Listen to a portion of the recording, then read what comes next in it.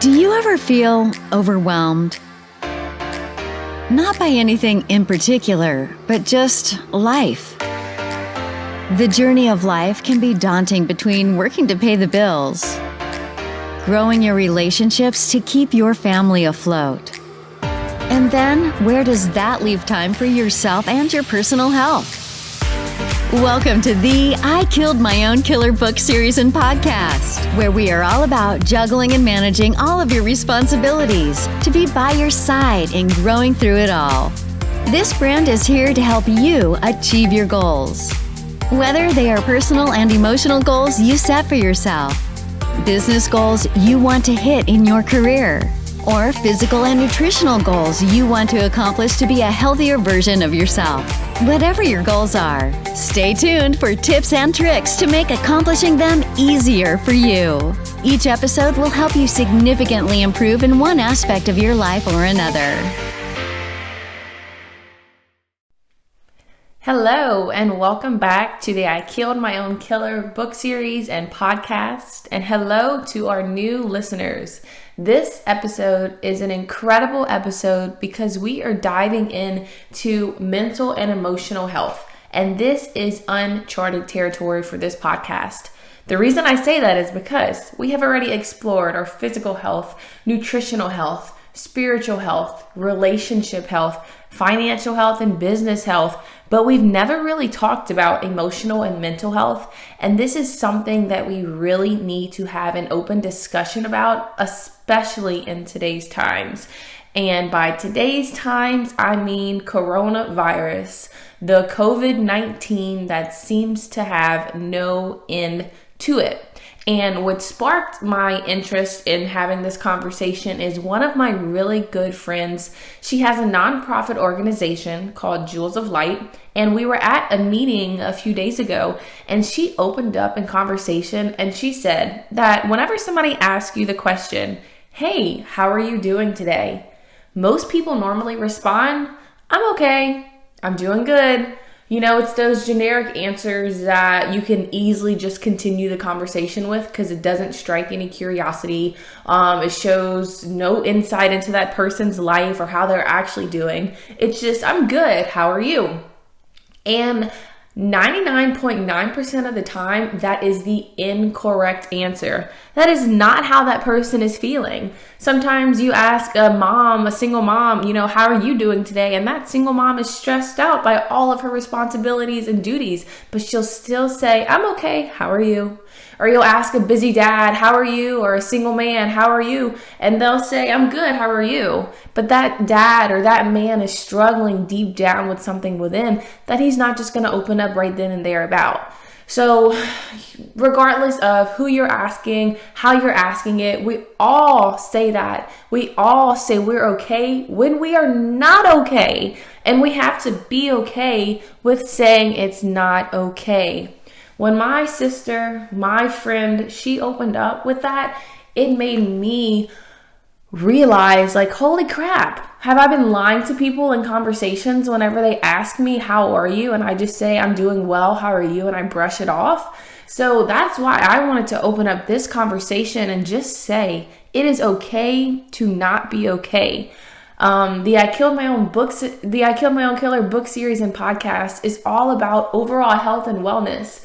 So how can we talk about all these other topics and not talk about mental health and emotional health, especially in today's times? The reason it's so crucial now is because months ago we were socializing at different functions, looking at one another in the eyes, looking at our mouths talk, hugging each other, giving each other handshakes. And now we have to stay 6 feet apart. You only get to see half of our face. You're only connecting with us barely on a half scale level. So everything that we do nowadays is so surface and it's not who we really are. So that plays a huge part in us mentally. Emotional health is a part of mental health. Whenever you look at the definition of what mental health actually is, emotional health is one of the biggest components of it because it all ties into one another. If you Google what are the 5 signs of mental health, you'll see they have excessive paranoia, worry, or anxiety, long-lasting sadness or irritability, mood changes, social withdrawal, or dramatic changes in eating and sleeping. So let me just be 100% with my listeners and my viewers, whether you're watching this on YouTube or listening to it on Apple Podcast. So when COVID-19 first started happening in March of 2020, I was coasting through it pretty well. And then as that summer came, June or July, found out I was pregnant. And then come August, I had a miscarriage. Right now we're in November. Beginning of November, I started to have anxiety, and I have never suffered from anxiety. In high school, I remember suffering with depression, and the sadness that comes along with anxiety was very similar to the sadness that I felt whenever I was depressed. However, anxiety is on a whole new level. I remember being depressed and I was numb to a lot of different things. I just couldn't feel much. I was in that mood all the time. Where anxiety, I'm feeling things and it's kind of too strong, if you understand what I'm saying. Like, I'm worrying about something so small, but I'm worrying about it on an extreme level. Or I'm having this bit of doubt in my mind about the smallest thing, but it's on an extreme level. So that's the anxiety that I started to feel. Not even beginning of November, it was in October-ish. So the miscarriage happened in August. September passes by, and then October is when I finally realized, holy crap, Caitlin, you're dealing with some feelings you've never felt before. So I just started to pray about those feelings, try to brush them off and deal with them myself. And then I realized that I'm hitting a brick wall because the anxiety is still here.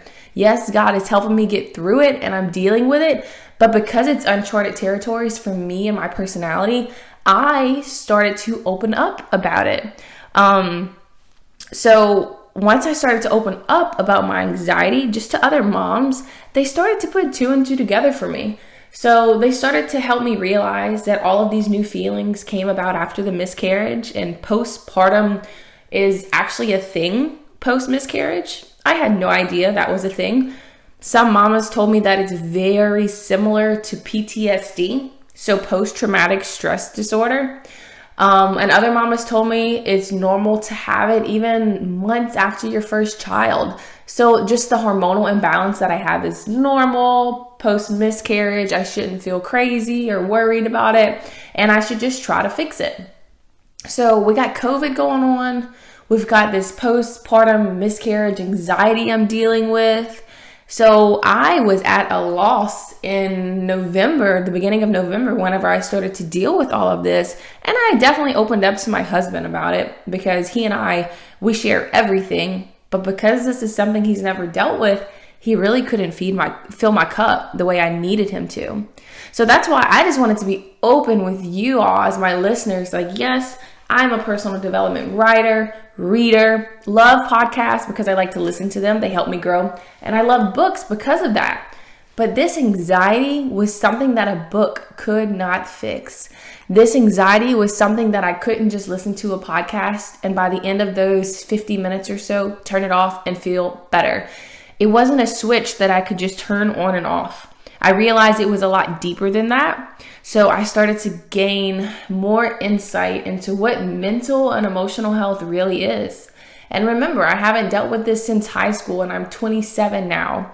So this was a whole new ball game, and that's why I feel it is so good to do this podcast now in the end of 2020, whenever we're all feeling the anxiety of COVID and worrying about not having your mask on the right way, or worrying about going to a function because will there be too many people, and worrying about your family's health. And then on top of COVID, we have these elections, so relationships are beginning to tear apart because of different viewpoints that we have on political parties and what they stand for. So now you've got that burden on your heart, on top of COVID, on top of Black Lives Matter, on top of everything 2020 has thrown our way. So listeners, I want to tell you, it is okay not to be okay. What you should not do when you are dealing with some kind of emotional or mental health issues is, first of all, I know it sounds nasty, mental health issues, emotional health issues. We got to change our perspective around and say it's not something that someone is dealing with. It's something that we are all dealing with, but some of us choose to voice it and others don't.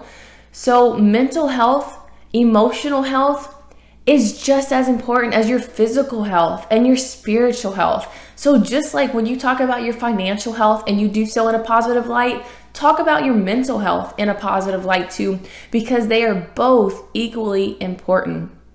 What you should not do when you're dealing with this is try to treat yourself. Now, like I told you, I'm trying to read books and listen to podcasts, and I'm just hitting a brick wall because none of it is working. If anything, it's making it worse because I'm like, what is happening in my mind? Because books and podcasts used to fix me all the time. Like if I had an issue, I could look up a great podcast by somebody who's been there, overcame that, and then I was better. And I heard many stories of different mom friends that I have, different podcasts that I would listen to where moms, they dealt with anxiety and they overcame it. And it was inspiring to hear their journey and they came out on the other side. But while I am stuck in that deep, dark tunnel of anxiety and worry, it is not fixing my problem just to hear that somebody else made it out to the other side. And what worked for them may not be what's going to work for me. So that's why I say tip number 1 on what not to do is do not treat yourself. Do not think that you can go through this anxiety or depression or whatever emotional and mental baggage you are carrying and do it alone, because you cannot. Tip number 2 that I want to give you for what not to do is keep it to yourself. So number 1, don't treat yourself or try to treat yourself. And number 2, do not keep it to yourself. Whenever I opened up about my anxiety, my first reaction from my husband was pretty supportive. You know, even though he didn't understand it and he couldn't really help me, he didn't put me down for it. He didn't criticize me for it. However, I talked to another family member about it, and they thought I was having problems in my marriage and something had to be ridiculously wrong for me to be randomly crying. So that made me feel bad because this family member didn't even understand what I was going through. So because they didn't understand what I was going through, they assumed something bad in my life. And that is not what I was hoping to get from opening up to them. I just wanted them to understand where I was coming from, maybe give me some good resources or referrals to reach out to, not wish something bad on my marriage just because they didn't understand where I was at. So whenever I say don't keep it to yourself, I definitely mean open up, but open up to the right people. It's my mom friends, my support system, my prayer warriors that I opened up to, that they were able to give me really good recommendations and referrals for counselors and psychologists to reach out to. So once I opened up, I was able to book a session with a counselor. And whenever I tell you that was the most life-transforming thing I have done in a while, it blew my mind how refreshed I walked out of her office feeling. Now granted, I might have walked out of her office with my eyes puffy as heck and tissues falling out my back pocket because we had an intense 1-hour session, but I walked out on a whole nother level. I walked out of that counselor's office better off than I walked in. So whenever I say don't keep it to yourself, that's why. Because when you keep it to yourself, you get stuck in your own head thinking the worst thoughts. And to be honest, that's what the devil wants. That's what the enemy wants. Spiritual warfare is something that happens on in our minds, in our brains. So whenever we don't open up and talk to somebody, we are fools trying to fix our own foolish problems, which is idiocracy. That is why it's so important to open up, but to the right person. And tip number 3 on what not to do is be by yourself. Not being by yourself during COVID is one of the hardest things to do. That's one of the easiest things to do. It's so easy to be by yourself during these COVID times because we already can't go many places. We already can't see our friends and family in large gatherings. A lot of places are still shut down. A lot of the activities that we're used to doing are shut down, closed. Who knows when they're going to be reopening? So tip number 3, don't be by yourself. How can we fix that? Well, technology has given us many great resources and avenues for that. I love FaceTiming. I will FaceTime my sister throughout the day. If I'm apart from my husband, which is really rare, I will FaceTime him. I don't even call him, I FaceTime him. When I'm away from my son, if he's with the grandparents, I will FaceTime him. I am a lover of FaceTime. It is so much better than just picking up the phone and calling that person. So if you have FaceTime capabilities, if you have Skype capabilities, or some way you could actually see that person that you're talking to, it's going to bring back all of those feelings and emotions that you had when you were in the same room as them. Now, I know you can't hug them and touch them like you used to, and that's still very lonely, but at least we have the opportunity to FaceTime them and have conversations in real time and see them. It still gives you that sense of belonging. So there are many ways to not be by yourself. The biggest way I say don't be by yourself is don't get stuck in your own head. Open up to whatever you are dealing with.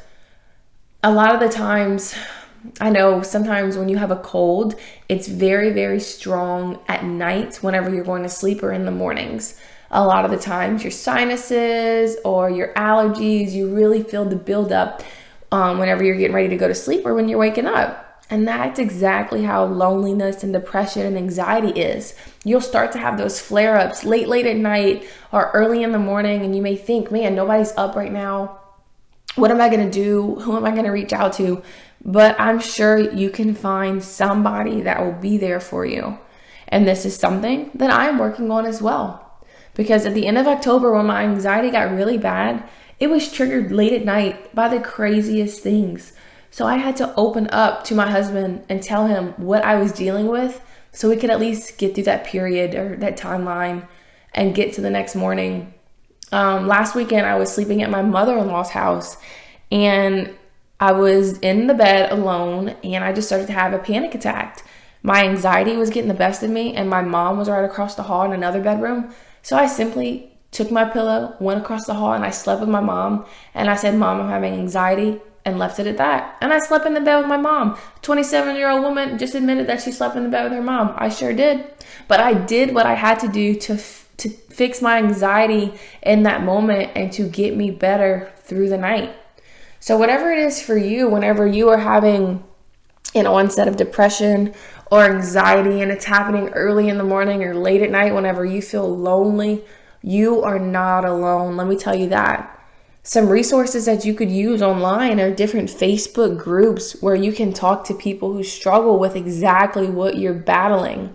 Maybe you're a veteran and you have PTSD. There's other vets out there that are overcoming the same battles that you are overcoming that's willing to talk to you.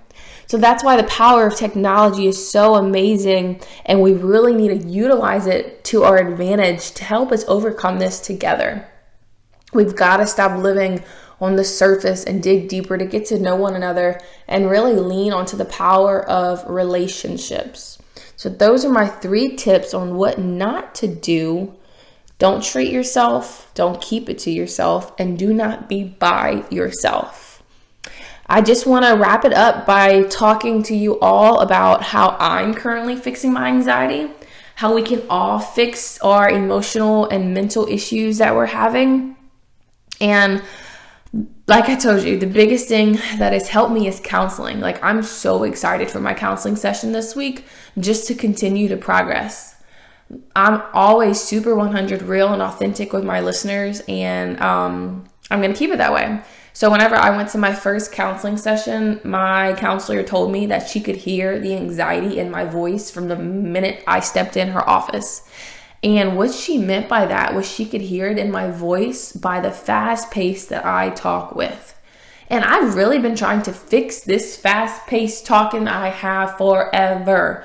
I've always been a fast talker from as long as I can remember, to my speech classes in high school, to different sororities I did in college, to like recording podcast episodes. Like when I'm on Facebook Live, I will fly through something that I want to be like 30 minutes and I'll do it in 10 minutes. I am a fast talker. And I had no idea that part of that was anxiety. So I've done like Toastmasters and different things to improve my speech, where should have been seeing a counselor all along. Maybe she could have, fixed it from the root. So that's what we are working on in counseling, is getting to the root of the issue, getting to the bottom of my anxiety.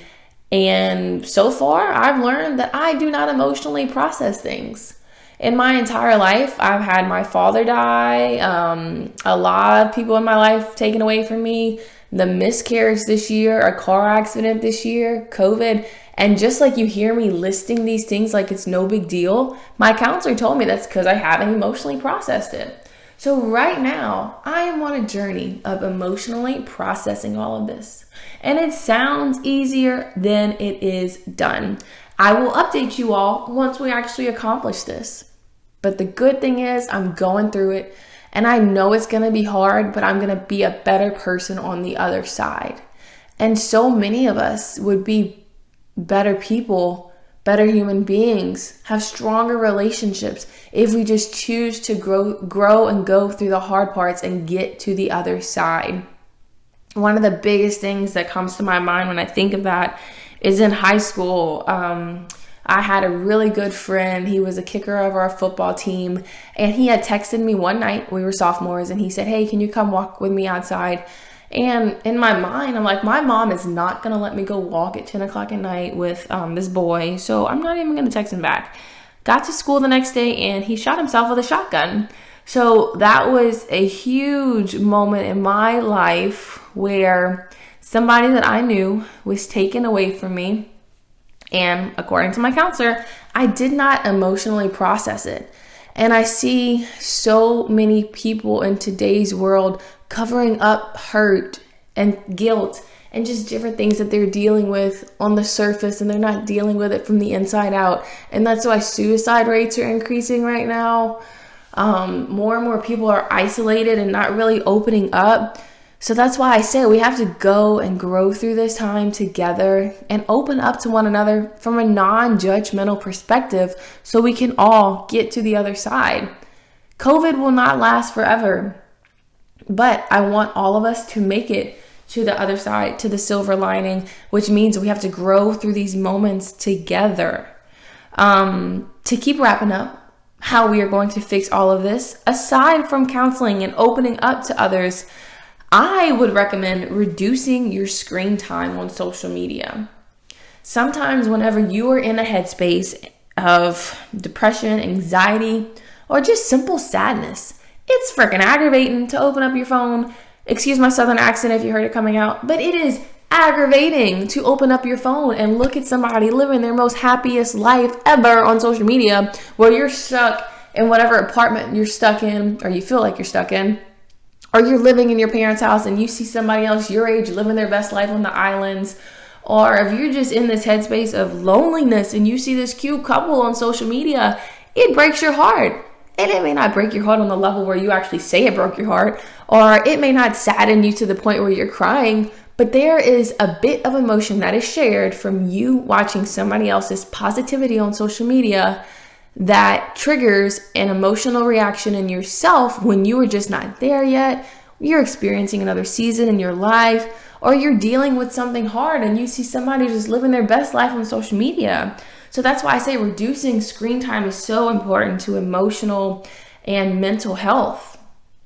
In the book, I Killed My Own Killer, I go deep into this about how I did a social media detox the beginning of 2020, and it was one of the most insightful things. God spoke to me on levels that I have never experienced whenever I removed Facebook, Instagram, Twitter, Snapchat, TikTok, even Pinterest. So I opened up many hours throughout the day for God to speak to me, moments throughout my week where I was able to hear him because I wasn't distracted by what was happening on social media. So reducing your screen time, or heck, getting away from screen time, like delete those social media apps. Sometimes that is the most therapeutic thing that you can do for yourself. And I know that's kind of contradictory because I was just preaching about leaning onto Facebook groups and these relationships that you can build online. But now I'm saying don't use social media. I think it's just about finding balance. And I know there's no such thing as true balance, but you got to find what works for you. So if that means you're going to go on social media for a specific purpose, stick to that specific purpose. Do not get caught up in the scroll. I talk a lot about that in the book, I Killed My Own Killer. So reach out to me if you would like to be on the wait list for that book launch in 2021. But reducing your screen time and stop, getting caught up in the scroll, it's going to be so healing for your mental health. But you got to find balance and use social media if you need it to build stronger relationships. One thing that I have been praying about for the past few weeks is for God to send me some strong, like-minded mom friends. And the reason I say that is because, trust me, I love all my other friends that are not moms. But sometimes whenever I can't text back in a timely manner, or I can't go to functions or do things that they do, it's hard to relate. So I just wanted more friends that I could open up to and ask, if Lincoln has a rash under his armpit, what is this from? Or I wanted to ask, how do you pray over your child? But I got to have mom friends to do that. So I've been praying for like-minded mom friends, and God has definitely delivered me those friends. And it has been, I would say, 70% through social media. A few of them I've met in person, but because of COVID and other reasons, I've met a lot of them online, and I'm so grateful for that. So using your screen time and social media and the internet, it's good as long as you're not doing it for the wrong reasons. If you know that you are watching TikTok because you like the way so-and-so looks on there and it's becoming lustful for you, that's bad for your spirit.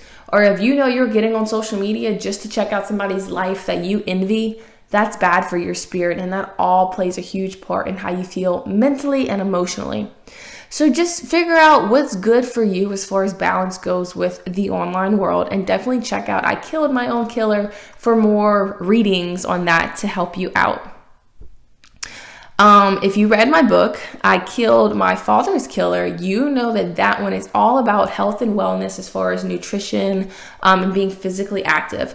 I love that book because I talk about my depression, and whenever I was eating donuts and pizza and Oreos, I really felt bad. Not only physically, but mentally, I felt ill. And it did not help me whenever I continued to eat more biscuits and pizza and just bad stuff.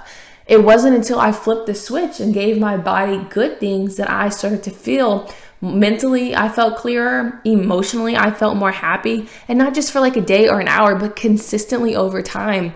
And I had more energy to do things that made me feel better. So definitely, I encourage you to continue on your journey of eating healthier, finding better foods for you. Today, I took a nap outside for an hour, and it was amazing, just getting vitamin D in. So continue to go on your health journey and figure out what works for you as far as health and wellness. And if you have not gotten I Killed My Father's Killer, that book was published in July of 2020, and it is helping people get through these pandemic pounds by not gaining them. It is helping us all get through COVID-19 by fighting this illness from the inside out and boosting up our immune system. So I definitely encourage you to get I Killed My Father's Killer. It's available on Amazon as well as my website, www.katefoxworth.com. And the last thing I want to tell you, like how to fix or how to deal with your emotional and mental health, is to find yourself those like-minded friends and fill yourself up with good things. If you're watching Netflix all the time and it's like crazy shows about death or about war or about drugs, like it could be the silliest stuff, but if you continue to put that into yourself, you're going to start to feel disgusting. And to be honest, Netflix doesn't have many shows that will make you feel good. The only one I can honestly think of is The Home Edit, and I felt great after that. My life was a rainbow and I organized so much in my house. But there's not many shows like that. However, if you have any show recommendations, please put them in the I Killed My Own Killer book series and podcast Facebook group, because I am all about good Netflix shows that will make me feel better. Because we all have to continue to fill ourselves up with the good stuff, or else it's going to be the flip side and we're going to feel bad. I really tried to download PureFlix because I heard like that was the Christian version of Netflix. And to be honest, this is just my opinion. The shows are very outdated. So that's why like I cannot be a PureFlix fan right now. Maybe at some point in my life I'll get there, but right now I can't. I still lean on to Netflix or Hulu, Disney Plus sometimes whenever I want to watch something. But if I can't get it from the TV, if I cannot get the good stuff from the TV, I will pick up a good book. I love personal development books because they make me better, but I also love a good fiction book that'll take me into a whole new world, like The Little Mermaid likes to say. So those are my tips on what to do, what not to do, on emotional and mental health. I really hope this has helped you. If it has, be sure to subscribe to the podcast on YouTube so you can know every time we drop a new one, which is every single week. And be sure to subscribe to it on Apple iTunes as well if you are an iPhone user. Check out our Facebook group, the I Killed My Own Killer book series and podcast, because we are posting stuff every single day in there, and let us know how we are helping you grow. You guys are helping me grow, and we are growing together to become better, and I love it. You guys continue to stay strong in this COVID-19 world. Keep killing your killers. We are killing it together. Be blessed.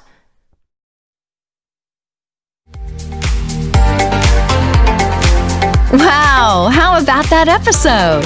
I know you are motivated to kick your butt into gear and become a better version of yourself from this experience of the I Killed My Own Killer book series and podcast. The crazy title of this podcast comes from the original personal development book series. Each book will transform you even more than listening to this podcast. Each book takes a deeper dive into how you can better yourself physically, mentally, emotionally, financially, and even spiritually. Continue your journey of personal growth by being a part of the amazing personal growth book series that is written in a fun fiction way with in-depth journals concluding each chapter. What are you waiting for? Go order your book at www.kfoxworth.com and join the Facebook community in the private Facebook group named I Killed My Own Killer book series and podcast. You don't want to miss out on the full trifecta experience, including the books, the podcast, and the mastermind community in Facebook groups. Keep your personal growth burning desire on fire and be part of it all. It all starts here. So thanks for listening to the podcast, and stick around for more great episodes to keep you growing in all areas of life. You are killing it.